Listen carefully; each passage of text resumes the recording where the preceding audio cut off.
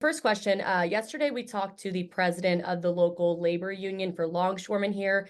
He said that point blank, the channel needs to be reopened within 4 weeks because after that, we risk seeing some of this work, some of this cargo moving out of our port permanently, which would be obviously devastating. So 4 weeks, is that doable?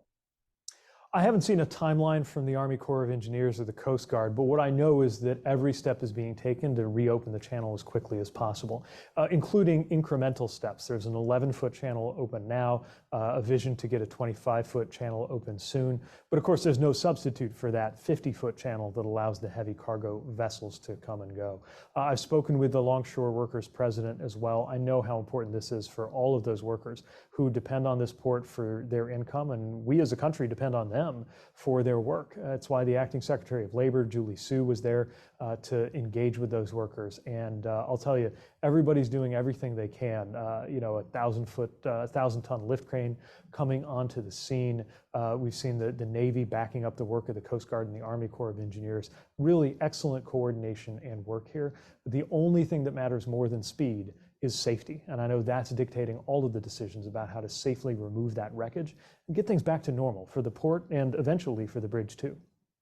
You mentioned there was the 11-foot channel, the 25-foot channel that's coming. Obviously, like you said, those are not a substitute for the 50-foot channel that we need. Could we get a temporary channel that is deep enough for those big cargo ships, including the ships that are still stranded out there that we need to get past the debris? There's a number of ships that are still stuck in the port, even some ships that belong to the Department of Transportation that we oversee. They're not currently tasked, but of course, you want to have that freedom of navigation. 25 feet is not enough for the largest vessels, and remember that Baltimore accommodates not just container ships, but a lot of vehicle vessels that move cars and tractors. They really need that full restoration before things are totally back to normal, but even getting some traffic through will, of course, be a benefit. So is there a temporary channel coming for that, or do they have to wait for the full main channel to reopen before they can get moving? So these, what are called roll-on, roll-off cargo vessels, those, as I understand it, are likely to require more than the 25-foot depth. But again, each is a step on the way to getting back to normal, and our goal is to get everybody back to normal as quickly as can be done safely. So I think I'm hearing no temporary channel is expected that's deeper than 25 foot as of right now?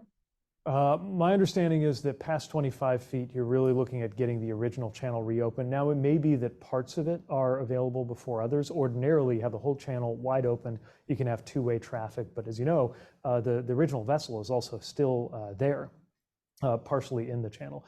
These are things that the Army Corps of Engineers and other professionals are working on closely. We'll, of course, use any tool that we have to help them get that work done and to support the state of Maryland in their excellent work that they've been doing to handle this situation. Big picture stuff. Last week, the NTSB says there are more than 17,000 fracture critical bridges in the country, the bridges that don't have any redundancy. Should people be concerned about that? And should we be looking to retrofit some of those 17,000 bridges to make them safer? Well, bridge safety is supported by a number of different overlapping layers, not just the design of the bridge, but inspection. Some bridges are built in such a way that they don't have those added layers of redundancy. That's okay if those pieces are made sure to be safe, protected, and intact. But one thing we have been doing through President Biden's infrastructure package is enhancing some of America's bridges to make them more resilient to a number of threats, including seismic threats and other issues that can affect the safety of our bridges. It's too soon to know all of the things that NTSB will find or the steps that they'll recommend. What we know is that this is an extraordinary case, a vessel of a mass of about 250 million pounds. And it's not clear whether there is any known design that could have withstood that. But again, that's exactly what the NTSB is going to work on. Talking about the ship, I've seen some concerns that there's just not enough oversight when it comes to international safety regulations for these massive cargo ships. The inspections aren't comprehensive or long enough. I think a former congressman compared it to the Wild West. So are we looking at any ways to improve that system and tighten things up? And could that have even played a factor here? Right now, just too soon to know because NTSB's investigation is independent. What I will say is anything they find, whether it's about vessels or about bridges, will become part of the future of policy, regulation, design, and funding for transportation in this country. And they won't be able to finalize that investigation overnight, but when they do, we're going to look at every piece of it, every insight that comes out of it, to see how we can make America's transportation systems even safer. So we've heard already that some people think it's unfair for the taxpayers to be footing the bill for this. A lot of people think the ship owners should be bearing the brunt of the cost. And we saw yesterday they're already petitioning the court to limit their liability exposure. What's your response to people who feel frustrated that the federal government has already said we're going to take care of this?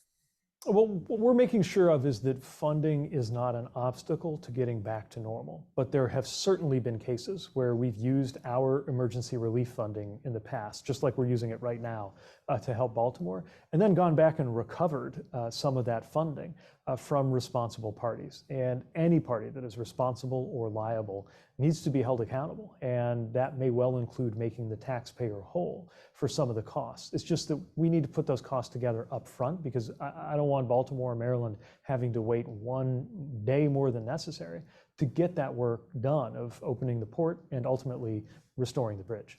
Mm-hmm. So I know you haven't given a timetable for how long it could take to rebuild the bridge. We're obviously focusing on reopening the port first, but just looking ahead, I've heard a lot of experts project it could take as many as 10 years. And people are asking, why does it take longer to build infrastructure such as bridges today, longer than it did 50, 60 years ago? Well, it's just too soon to say how long this is going to take. This is not just the main question that I've been asked, it's the main question I'm asking too. I know it's on everybody's mind. But right now, a lot is not known about the condition of the portions of the bridge that did not collapse. There will also be some complex decisions ahead about whether the new bridge should be the exact same proportions and design as the old one, which might have some advantages in terms of speed, or whether it should be a different or modified design, which could have other advantages, but might take longer to design and put together. I have total confidence in Governor Moore's administration and Department of Transportation to work through those issues and arrive at a solution that is right for Maryland. We're not going to dictate those solutions, but we are going to be here to make sure that there's not just funding, but technical support along that process, and to tear down any red tape or any bureaucratic barriers that could slow that process, because we understand how important speed is. The only consideration that's more important to us than speed is safety. In your experience, what are some of the things that the red tape that typically holds up big projects like this? Well, a lot of it does come back to funding. It's why we pushed those $60 million to be available right away. It's why we're looking at approaching Congress if more funding is needed. That $60 million is a down payment. We know, I can tell you right now, it's going to take more than that. But we don't know what the total bill is going to be. And I hope and expect that Congress, on a bipartisan basis, will recognize that this is an American issue, not a Democrat or Republican issue, and do what Congress has often done in the past, which is act quickly, put together the funding, and make sure that that is flowing so that the work can get done. Last question. I know you've said you've spoken to some of the longshoremen yourself, people who you may not have had the chance to speak with directly who might be watching this tonight. What's your message that you want to get out to them? Well, I want to make sure that longshore workers who are impacted understand, first of all, how high a priority we place on getting them back to normal. And also, even in normal times, deserve much more of our appreciation than they routinely get. 90% of everything is moving on these cargo ships. Every day, every American counts on these workers for everything. If you're enjoying the clothes you're wearing, the food you had for breakfast, the device you're using to watch this interview, chances are that it came to you partly because of the efforts of longshore workers. It's why it's so important to make sure that these workers get back to normal so that they can have an income and have that normalcy that we all count on, whether we realize it or not. Anything else you want to add that we haven't talked about yet? Just emphasizing we're going to be here every step of the way. And again, we know that this has hit Baltimore hard, but we view this as a national concern. And that's why everybody, all the way up to the President of the United States, who's going to be visiting on Friday, we all have this on our minds, and we're going to be here every step of the way.